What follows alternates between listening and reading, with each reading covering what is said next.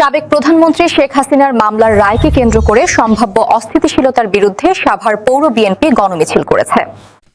আলোচিত মামলার রায়কে কেন্দ্র করে সম্ভাব্য নৈরাজ্য ও সহিংসতার বিরুদ্ধে সাভারে গণমিছিল করেছে সাভার পৌর বিএনপি।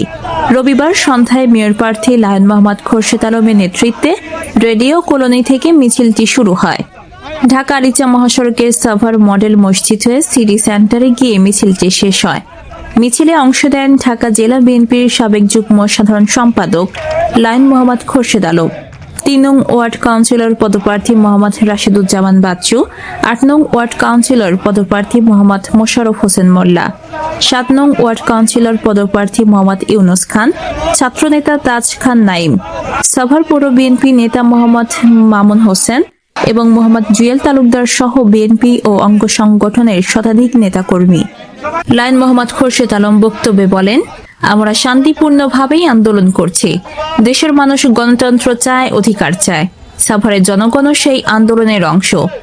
আগামীকাল খুনি হাজিরার একটি মামলার রায়ের কথা রয়েছে, যে কারণে খুনি হাজিরার গুন্ডাপান্ডারা বাংলাদেশের বিভিন্ন আনাচে কানাচে গাড়ি পোড়াচ্ছে, দুপুরে বোম মারতেছে, ভোট কথা জনমনে আতঙ্ক সৃষ্টি করার চেষ্টা করতেছে।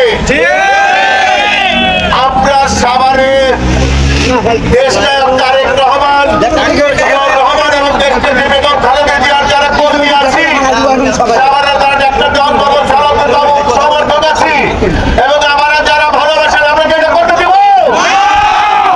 গণতন্ত্র পুনরুদ্ধার না হওয়া পর্যন্ত আমাদের শান্তিপূর্ণ কর্মসূচি চলবে।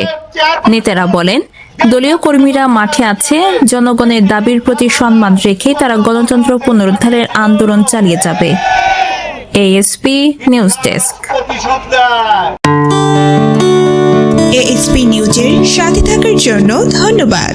সাবস্ক্রাইব করে সাথে থাকুন।